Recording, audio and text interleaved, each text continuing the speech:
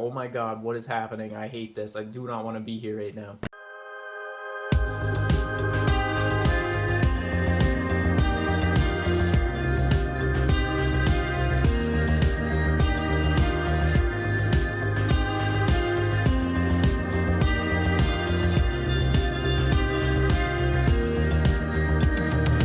Hey everybody, Lake Surgeon Aquariums here today. Today I have a quick video. It's going to be about acclimating your fish. But before I get to talking about acclimating your fish when you first get them home, I went somewhere today that I usually don't go.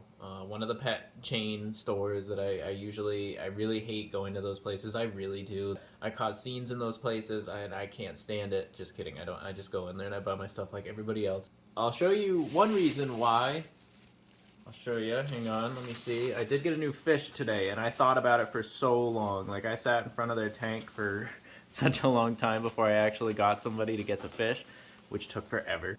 I got this guy right here. It's a red Iranian rainbow fish, or like the New Guinea rainbow fish, the red rainbow fish. It's gonna fit in great in here with all my fish in here, my rainbow fish. It's gonna fit in great with the two I already have, but as you can see, there's not a lot of air in here. There's a lot more water than there is air, and that's a big no-no. With the more air you have in your bag, I don't want to stress this guy out, so I want to kind of put him in darkness.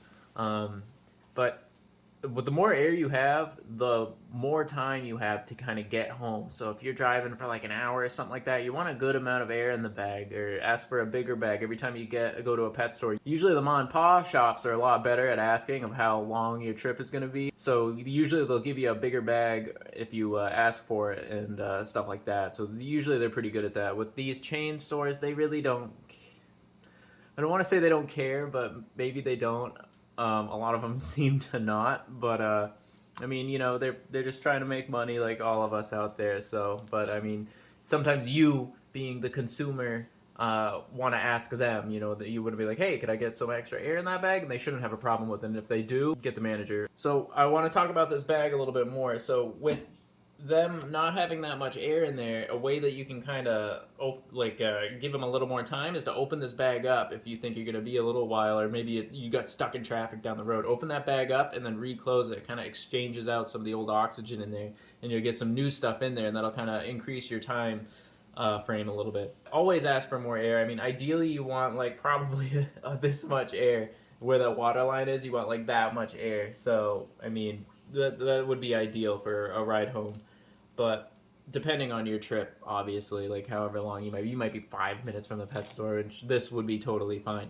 So what I want to talk about a little bit, when you first get this bag, the best thing is to kind of put them in a brown paper bag or a cooler or something like that. Bring a cooler along. I happen to have little styrofoam boxes labeled fish on them that I travel around with, and I put all my fish in there, and it just kind of blacks them out, and that is going to reduce stress. Like from the moment that store person, the worker, goes in and tries to fish out your fish, it's going to be stressing that fish out. That fish is like, oh my god, what is happening? I hate this. I do not want to be here right now. And then they're going to shove them in this bag, and then the bag is going to just, you know, be tossed around in your hand. You're walking up to the counter with it, hopefully very carefully. Once you get up to the counter, they're going to put it in a bag or whatever. You can put it in your own bag, and that will kind of limit the light source. I mean, they're walking from in the store lighting to outside in the bright sunlight, and it's just stressful. So once you get them in that bag or in that little dark cooler or whatever, that's going to be ideal. I mean, it's going to kind of just be like, oh, okay, I can kind of just relax right now. I still don't know what the hell's going on. I'm really stressed out, but at least I'm not being blinded. So once he's in the bag, or once he's in the cooler, everything's going to be okay for a little while. And then you're going to get home. And once you get home, I'm going to have footage of this.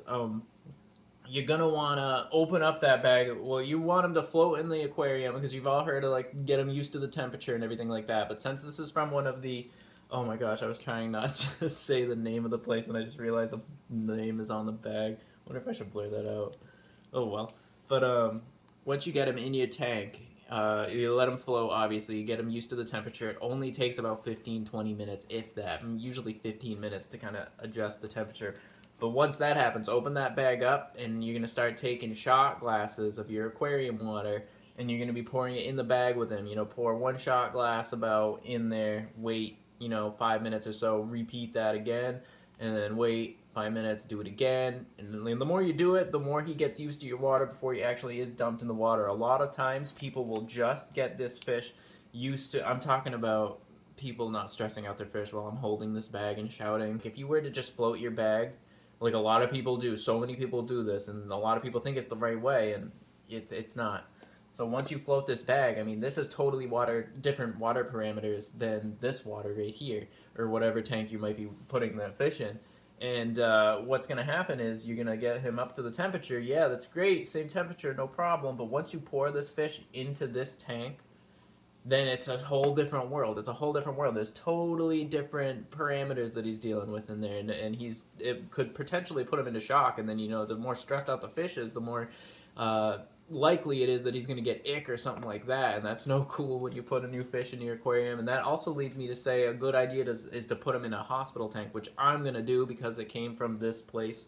And I really want my fish to be, you know, okay before he goes in one of my main tanks, you know? Especially with Meg in there, you know, I'd hate for something to happen to Meg. So I'm going to let this guy chill out in my hospital tank, which is only a little 10-gallon, which is fine. Hospital tanks are totally cool if they're a little bit smaller. I mean, it's obviously not long-term, but I just want to check this fish for a couple days because, you know, you've all heard the horror stories of these chain pet stores, so... But yeah, I hope you guys enjoyed this video. I think it's a really good subject to talk about because not too many people do touch base on this. But yeah, whenever you're at a pet store, ask for more air and less stress is best. But I hope you guys enjoyed this subject. Let me know if there's any other subjects you want me to touch base on. I'm always open for video ideas. I'll talk about, you know, anything fish related. So just let me know. Thank you guys so much for watching, and I hope you guys have a good rest of your day.